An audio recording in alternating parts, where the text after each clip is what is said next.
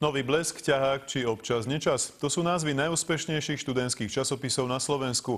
Ich autori sa stretli vo Zvolene, kde už po 16. krát vyhlásili víťazov novinárskej súťaže stredoškolákov a vysokoškolákov Štúrovo pero.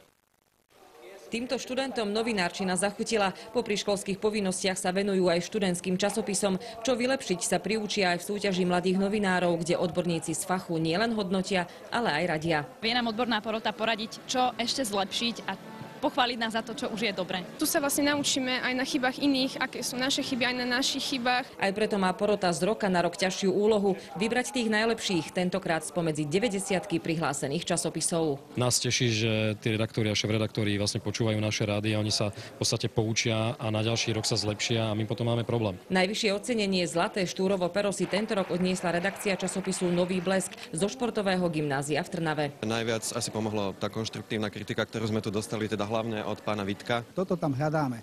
Energiu, sebavedomie, študentské videnie sveta a to je ten talent, ktorý sa ukazuje na tých študentoch. Už 12 rokov podporuje a rozvíja novinárske nadanie študentov aj televízia Markíza, ktorá je hlavným partnerom súťaže a podporu sľubuje aj naďalej. Myslím si, že sa to skutočne oplatí, veď napokon napríklad Martina Dratvová je víťazka Štúrovho pera a dnes je naozaj úspešná novinárka. Ani tí, ktorí nevyhrali dnes, neodchádzali na prázdno, získali dobré rady a o Štúrovo pero môžu zabojovať opäť rok.